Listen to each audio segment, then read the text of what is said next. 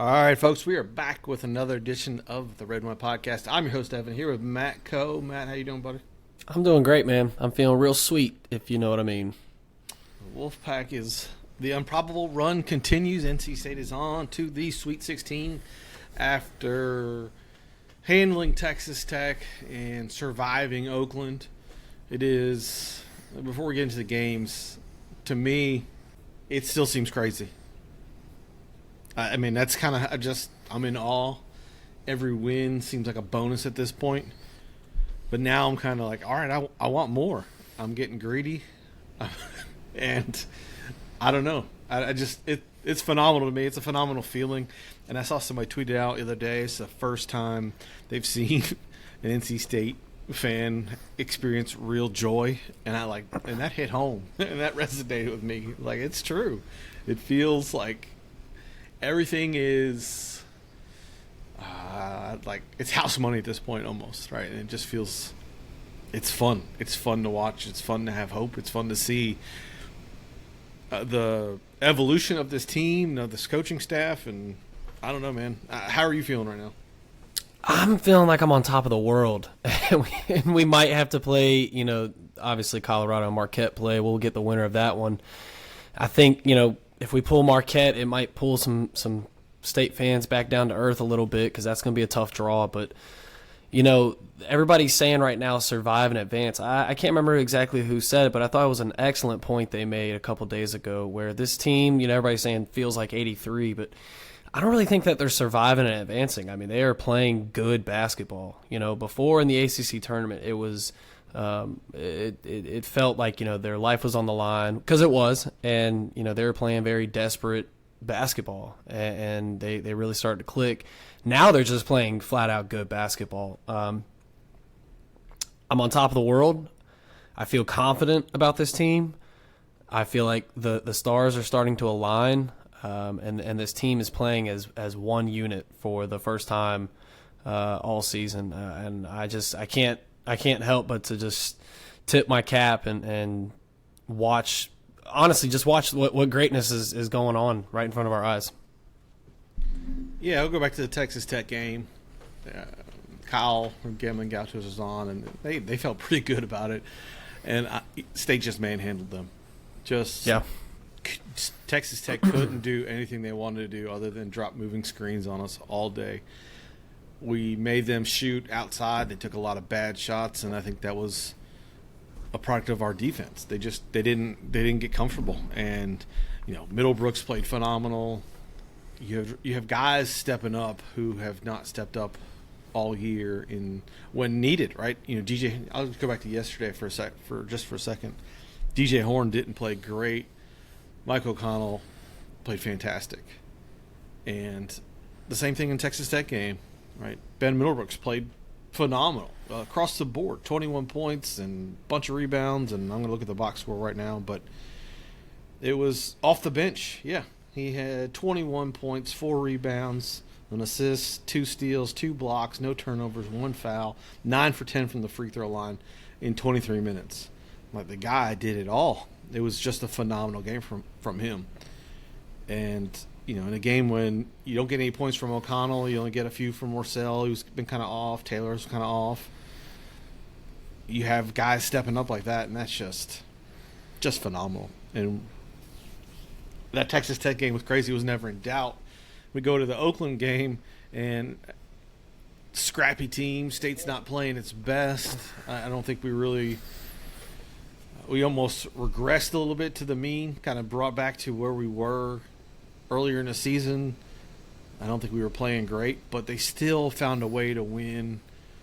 Diarra played good. Burns played well. O'Connell played well. Horn not playing his best. He started out hot, first 7 points, and then just absolutely disappeared the rest of that game until late and into overtime. And you just had guys like O'Connell stepping up and hitting those clutch shots. The last second layup at the buzzer beater for the shot clock, like that. It's just wild to see them scrap it out in a manner when you're not playing well and you have guys stepping up and you're still finding a way to win. Like, that Oakland team was scrappy. That dude, Townsend was just unreal. He was having a great day. Golicki, whatever that guy's name is, 6 for 17. Golke. Golke, there you go. He had 22 points, but Marcel basically wrapped him up. He was taking tough shots, and he was not going to hit the same ones he was hitting against Kentucky. Somehow he had 8 rebounds, though. That was kind of weird. He was taking some insane looks, and I mean, like he's got a nice shot to him, but yeah, no, he was tough shot maker right there. My hat goes off to Golke. Fun player. A tale of two different games right there. If you could just compare those two, like State played really well in the Texas Tech game, and not so well in this game, the Oakland game, but they just found a way to grit it out, and it's fun to watch, man. I think you're absolutely right. I think that this team right now, like they're playing with a lot of energy and, like you said, house money. There was a moment there where I was getting worried because it was sloppy basketball. It was bad. It was not good. And then they kind of collected themselves. I thought there was a timeout specifically that Keats took late in the game that I thought was a perfect timeout because the team is really getting rattled. You could tell it was Oakland had gotten the lead. It was 62-61 late in the game, and I believe that Keats took that timeout there. And I thought that was just really, really good timing on his part to go ahead and just, because there was a moment there where the moment just felt too big for them, and they just played down to their competition. Started out really great. I thought they looked really solid. Into the first half going 2 for 12, and you could see that, Oakland wasn't going to go away. I mean, they really put up a good fight. But we move on. Sweet 16, first time since 2015.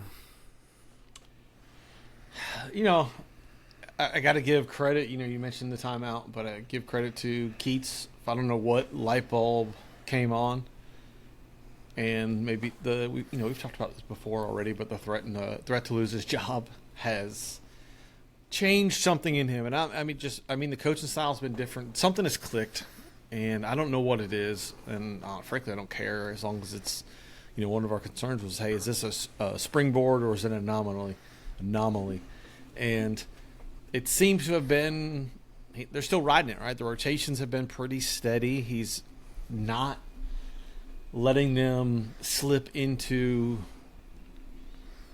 bad habits, so to speak. Mm-hmm. There was a few – we did have a scoring drought, which we hadn't seen in the last few weeks, but it was a 3 or 4 minute scoring drought in that Oakland game. But they rallied from it, and like you said, good timeout, good substitutions. He's not getting what he needs to out of Horn, so he pulled him for a good bit of that game. The offense-defense substitutions he was doing with some of those guys. This is all with Diarra and Middlebrooks fouling out of this game. Yeah. That's what's absurd to me. Yeah. And we're such a guard-heavy team, and we have been under Keats, and it's almost like these last few games, it's flipped. Like, all right, we're going to ride with the bigs. And for him to still win the game down low when you only have one big man is really awesome because we've seen this play out before where Keats has quite literally had one big man. I mean, we don't need to go back to the Manny Bates days. And it's just he looks like a different coach. The team looks like a different team. A team that is not built. Oh, go ahead. I wish he would have reeled in Jaden Taylor a little bit. Taylor hit that first three, and he hit one later on in the game, but it's just not his. I think the offense flows better when he is focusing on defense and not trying to score. Yeah. And I do get Horn was not having a great day at the guard spot, so you needed somebody else to step up there. But I would like to see Jaden Taylor reeled in a little bit. Looking at the box score, though, DJ Burns and Michael Connell both played 42 minutes. 42 minutes for DJ Burns. 42 out of 45 total minutes. That's wild from the big boy. It is wild. Double-double, 24 points, 11 rebounds, 4 assists. 6 for 7 on his free throws. 6 for 7 on his free throws. Yeah, I mean, things are vibing. We talked about it after the AC tournament, but Diarra has been what seems like the glue piece almost, and not from a team chemistry standpoint, but just because he's doing it all. He's rebounding like crazy, 13 rebounds in the Oakland game yesterday. I don't even know how many in Texas Tech. 12 in the Texas, 25 rebounds in the first 2 rounds. And he played 39 minutes against Texas Tech. Yeah, and 32 against Oakland. He had back-to-back double-doubles. I mean, the guy has just been... I could do without all the pull-up threes, though. If he wants to shoot maybe 1 or 2 threes in the corner, that's fine. But he shot 3 against Oakland. He didn't shoot. He shot 2 against Texas Tech. I mean, that's fine with him. As long as he's not taking bad shots, and his shot selection's been okay. Yeah. I will tell you that if you're into betting, the Diarra line has been half on 3-pointers. Take the over every time because he's going to get one, it seems like, in all these games. Take the over on that. Somebody reminded me to take the under on Casey Morsell rebounds. That was probably the smart play. Yeah, one more thing on Diarra. Out of his 13 rebounds, 12 of those were defensive rebounds. I think it was so imperative for this team to limit opportunities for Oakland. We saw what they can do against Kentucky. Obviously, Golke is a ridiculous shot maker. But, yeah, I just think that because DJ Burns is who he is and he's getting all this national attention and stuff, I feel like Diarra is kind of... If you're not a State fan, he's going to go below the radar. Like you're not really going to notice him all that much. But if you're a State fan, like this guy you can make an argument for MVP of the second half of the season. He's been phenomenal. Certainly. What thing that stands out to me probably the most out of this, especially this Oakland game, and again we're talking about guys who have they weren't playing their best. 19 assists on 29 made baskets. Like if I go back and look at the ratio in mid-season or towards the end there, it ain't that. It's nothing like that, right? No. Even the Texas Tech game was 16 assists, I believe, on 27 made baskets. The guys are playing together. They're just it's a different level of basketball, and it's fun to watch. Yeah. And I'm going to put this out there. People need to stop bringing up NC State shit. I mean, we won a championship. I'm not sure what else you can do. Like, get that out of your head. It is the dumbest, most, I don't know. It's stupid, and it's just a dumb mentality. Like just because they have a bad stretch doesn't mean here it comes. Like Chicken Littling. Stop. It's like we're expecting it to kind of pop up because it's always in the back of our head. Stop manifesting that. Like just be hopeful, right? Again, we're playing with house money here, and State wasn't playing its best yesterday, and they still found a way to pull it out. Yeah, and I don't want people. Oh, sorry. Go ahead. No, I was just saying, you've seen tournaments where one guy has carried teams. Yeah. And we withstood that, right? Like, just get it past your head. Get it out. Like, even if we don't win the NCAA championship or NCAA tournament, it doesn't mean it's NC State shit. Like, just get over it. It's gone. It's done. Let's move past this. I just want everybody to just think positively, or just don't think that it's just because something bad happens, we get bad. We're cursed. I just can't stand it. It was trying to be crazy yesterday. You were getting heated yesterday, but I'll be honest, man. I haven't seen as much. It's been more of NC State shit is gone. I've seen a lot of that. Good. So yeah. I don't know what's popping up on your feed, but yeah, I hear you. It is annoying. It surely is, but I think a lot of that also, we got to talk about it. Those refs. That was again. Gosh, one of the worst officiated games. Like for both teams, not just NC State. That was bad all the way. Sure, and I hate complaining about officials, and I try not to, but damn, both sides of that game were just. It wouldn't surprise. It was so bad it wouldn't surprise me if it comes out in like a 30 for 30 in 3 years. Like, there's crooked officials trying to rig this game, or CBS executives want the Cinderella story to carry on and try to. It was something because it was so obvious that they were trying to keep it close. They were trying to keep it close. State was really like they were doing their thing late in the game. They were starting to pull away a little bit, and Oakland being the team that they are, still being pesky. But it just felt like no matter what, it's just the refs had something to say on any play. It didn't matter what it was, and the fact that DJ Burns and a lot of people mention this, not seeing DJ Burns play and then going and refereeing against him or for him or for the game or however you want to phrase it. It's impossible to call his games, and we saw it on full display last night. These refs don't know how to officiate DJ Burns because he was getting mauled down there. And he wasn't in the Texas Tech game, too. The guy's like just jabbing him with his forearm constantly. And Burns is just, he's pushing back. And but you got to call it one way or the other, right? And I give them in the Texas Tech game. I thought it was pretty well officiated, but this Oakland game was horrendous, and there was so many egregious fouls. But the one that stood out to me the most, even the announcers called out on, was the and one for Gohickey on O'Connell, who Golke. What Golke? Golke, whatever. Like Micanese. Micanese? I don't know. Whatever. He's an insurance salesman. I'll never see him again in my life. Yeah. And O'Connell goes for the foul and tips his arm and then pulls back, and they call the foul. Yeah. It was ridiculous. And I was just like, Yeah. oh, that's so ticky tack. That's Yeah.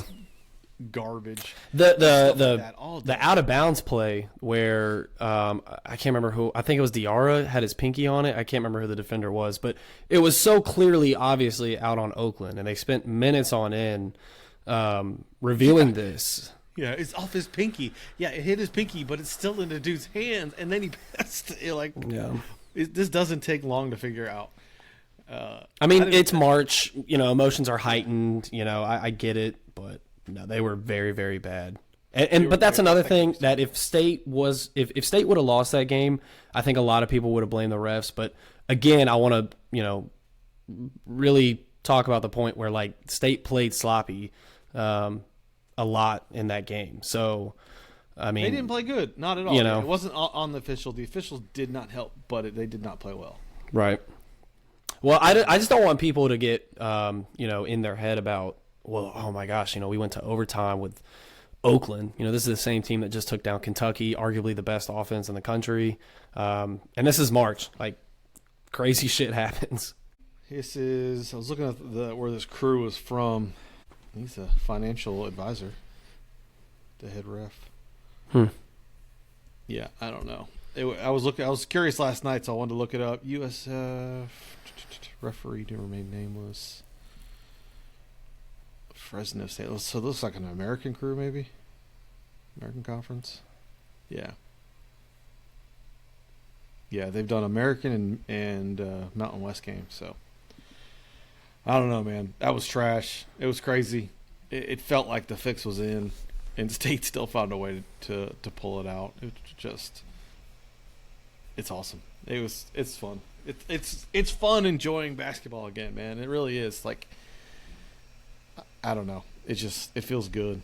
So where do we go from here? Play Marquette though. Marquette, yeah, good as hell right now, man. Yeah, they're playing fast. Their guards are relentless.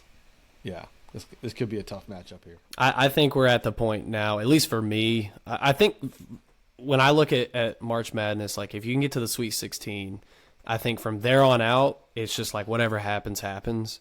For me, that's the point, I guess, where we're having the season of our lives right now. This is insane what they've been able to do. So from here on out, they can win games. I'm not counting them out per se, but I'm very happy, very content with a Sweet 16 run with this team of all teams. Colorado's actually closing the gap. Marquette's only at 5. How much time's left? 10 minutes maybe.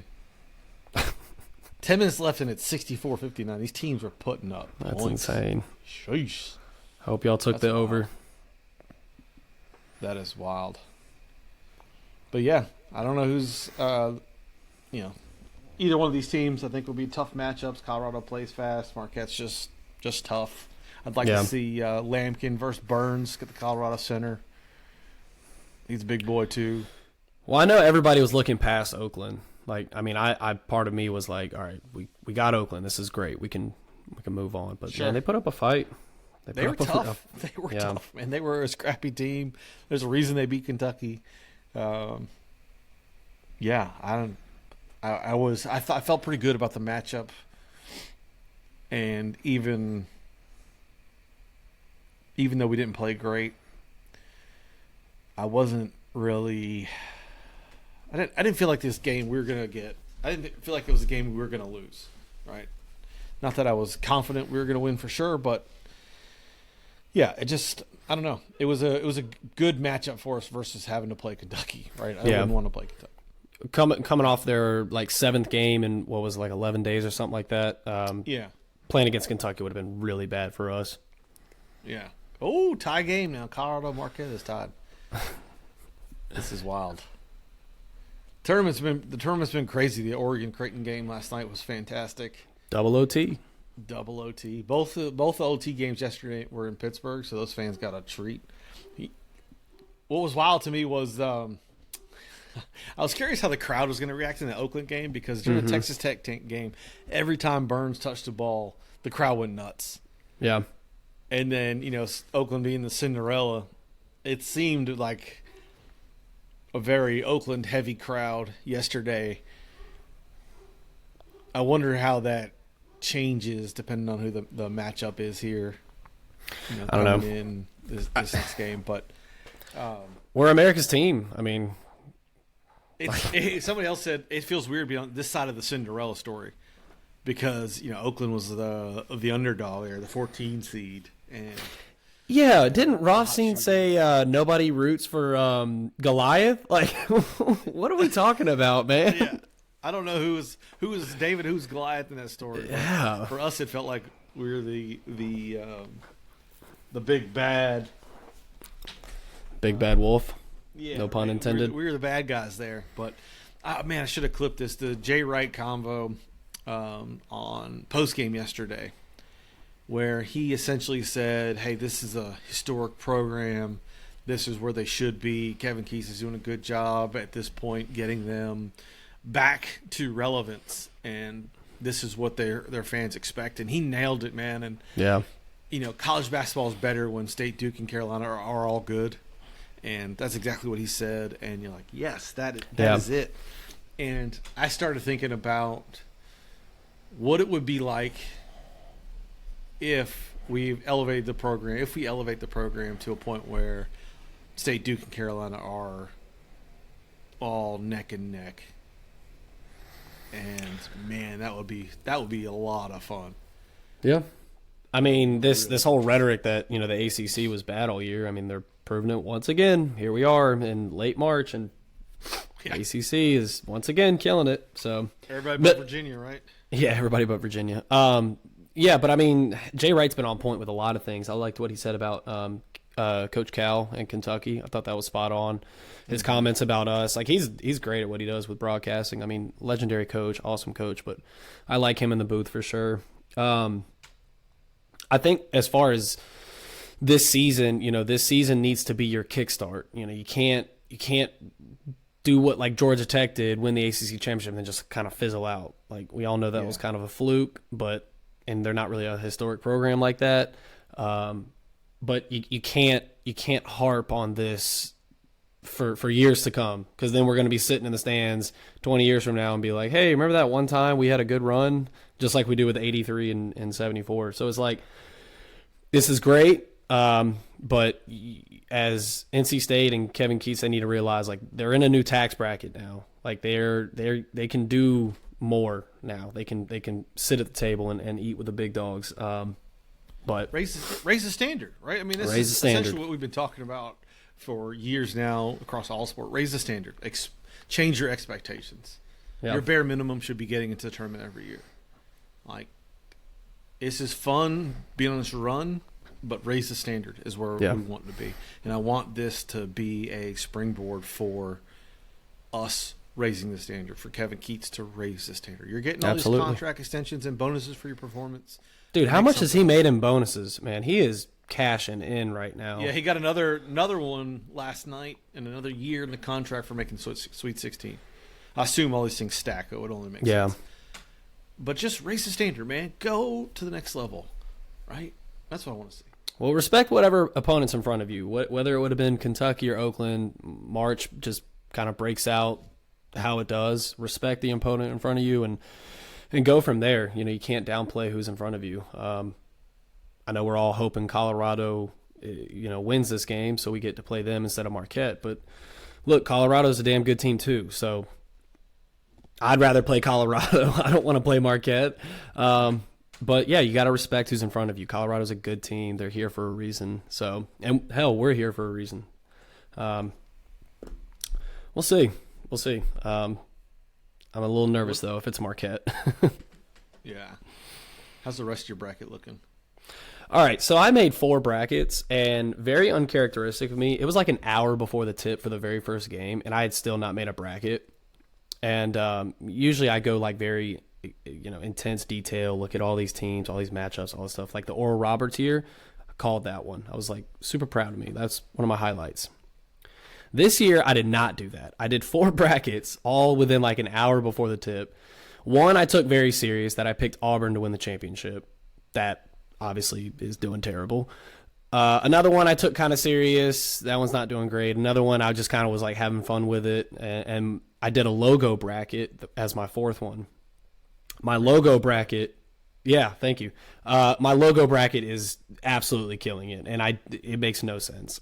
Like I got Creighton winning it all with their logo. I got Duke in the Final Four with them. I did, however, pick Drake in the logo bracket, and so unfortunately they're out. But yeah, that's how stupid March is sometimes. I don't agree with your Duke opinion on that logo, but whatever. The Creighton one is a bad. Yeah. I got rid of, for all the fans listening at home, I don't really like the one letter logos. It's really hard for me to get into those, but for me, Duke, the way the D looks, I do like that. It's a classic look. Confirm. Matt likes the D. I'm going to play this Jay Wright clip. I just clipped it when Matt was talking. So here's Jay Wright yesterday after the game. I hope the audio sounds okay. Oh, that did not work very well. Come on, Jamie. Yeah, that did not work very well. Sorry about that. Post-production. Yeah. This is the level you get here, the free podcast. last minute planning. But I really want to get that clip. I'll run it for the next time. I'll get it proper. Jay Wright was spot on. I just want everybody to scream that from the mountaintops there. I don't know. State's got Colorado and Marquette next. I don't know what else we want to bring up here. I'm trying to think. No, I mean we'll prep, for whoever we do end up playing in this Sweet 16 matchup, and I'm sure we'll have something later in the week, just basically dissecting this team. Would love to get another podcaster for whoever we do pull. That was fun with the Texas Tech guys. Yeah, those guys are good. Marquette's up 5 now. Yeah, I got a feeling we're going to play Marquette. One of the biggest things, and I just tweeted this out while I was waiting for you to jump on, but one of the biggest things that I've noticed about the way this team has been playing has been the shot selection. We've harped on it all year. Stop taking tough mid-range shots, 2-pointers, right? Take threes or layups. And that's what we've been doing. If you look at the shot charts from the last 2 games, it looks like everything we've been drooling over all year. It looks like an Alabama shot chart where they don't take any mid-range shots. It's layups, dunks, or 3-pointers. And to me, there's a correlation to the success they're having in how they're playing, right? They're playing inside out for the most part. And I know we're not team full of shooters, but O'Connell's been serviceable. DJ Horn is usually a fantastic shooter. That's good enough to work it inside out.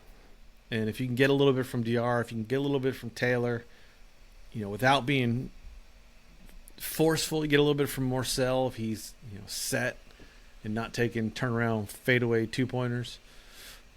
But you get a little bit from all those guys along with your, couple of horses. And this team can really play with a lot of people. And it's exciting, man. And I don't know what clicked there or what they, with the players or how they're coaching them or what they're telling them to do with the game planning. But I think something is different, right? The shot charts are, I need to just pull them all from all year and just put them next to each other. And it's staggering how different they are. And even last night, Oakland playing that 1-3-1 zone, which you don't see very often. And they were double and triple teaming Burns anytime he got the ball. But State did a good job of kept the ball moving. There wasn't a lot of hero ball. It wasn't a lot of ISO. It was, pass, open shot, pass, open shot. And, doing the things we want you to do or we've been saying they should be doing, that just the fundamentals that these good teams are, how they're playing. State's doing that over this run. I think that there's a direct correlation to why they're winning. I think it's just that something has changed, and I'm here for it. I'm not going to dig too deep on why or what or the past. I'm here for it because they are playing good basketball, and it's a lot of fun. Yep. Yeah. They're on a revenge tour. Since March 12th, they have not lost a game. I love it. Let's keep it up. Pack will play Thursday night. I think somebody said 7:15. Friday. Tip. Friday night? I think it's Friday night. I might be wrong, but I think it's Friday night. Okay. Well, hold on. I'm sure y'all see the time, so don't rely on me. Anyway. March 29th. March 29th? Yeah, Tuesday, Thursday. Yeah, so Friday. Friday night. Perfect. Cool. All right, Pack plays Friday night. Hopefully Colorado, but it might be Marquette. This game's going back and forth, 3-point game at the moment. Enjoy the run, folks. Like, just that's all I can say is enjoy it, man. It's been a lot of fun. Chat has been unbelievable. It's great to watch the games and talk about our bets and whatever else with everybody in there. It's been a lot of fun. I know everybody should just enjoy this ride and enjoy this run. I hope they keep it up. Get back to the way they were playing before, and man, I'm here for it. One other thing, I keep thinking of these things. Keith said yesterday that Michael O'Connell finally has a voice. And I need to hear the whole context of it, but I just saw the quote. He said, O'Connell's been playing better since he got a voice. I don't know what happened. Maybe it's just he had to earn it with the guys, and I kind of get that, but it's 30-some games in the season. Maybe he had to hit some shots or do some things that he hadn't been doing. But to me, he has been the difference maker in the last couple of games. He's played a lot of minutes. He's played with his head up. He's hit some shots. He's been, we talked about the clutch layup at the end of the shot clock. That was absolute game changer yesterday or something. Yeah. I'm from the coaches and players now. Yeah. I mean, he's quite literally saved our season multiple times in the last handful of days. Everybody wants to pull up old tweets and all that stuff. Maybe I need to pull up some old tweets because I was very into us getting O'Connell because, like you said, I like a pass-first point guard. Right now would be a good time to pull up some old tweets that I had about him. I gotta go find those. He's been good. Last month or so, he's just been shooting well. He's just been playing well, and I just love the way he runs a break. Honestly, yeah. He's dribbling down the court with his head up. He's looking to push the ball forward, and that changes how this team runs and how this team plays when you have a guy that can direct it. And even last night, I started noticing the ball always made its way back to him. Right before that was like get it to DJ Horn and let him kind of create. But yesterday when they're against playing that zone in particular. That ball moved around a lot, and it always ended up back with O'Connell. In 2 tournament games, he has 14 assists, only 3 turnovers. 3 turnovers also were just committed last night against Oakland, so not too bad. Yeah, he's been phenomenal. He's been, again, listen to what the coaches and what the stuff that's saying, and like trying to put all these pieces together. But O'Connell to me he's been clutch lately. Anyway, I wanted to point that out because Keith said that, and I saw that quote, and I was like, huh, that's interesting. But anyway. All right, we'll be back later in the week, find out our opponent, see how the brackets settle out. The women are doing well.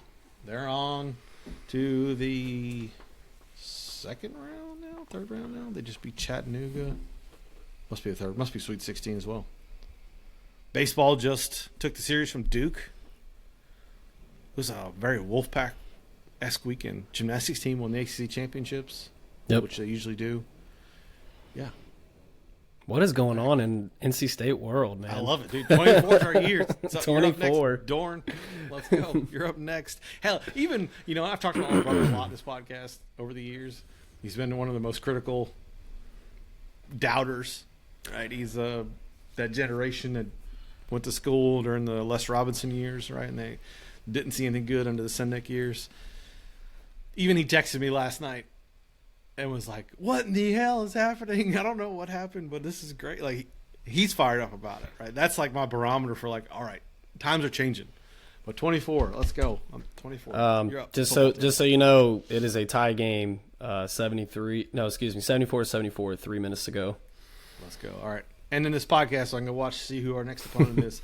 as always, thanks for listening. Thanks for supporting the pod. Jump in the pod chat. Somebody else wanted me to push this because we want more people interacting there. There's 100 of us in there, and it's been fantastic. It's a really fun place to watch the game, interact, and get thoughts and stuff from everybody. But yeah, if you're looking for somewhere to watch the game or somewhere to interact with folks, jump on in. But as always, we will talk to you all soon. Go Pack.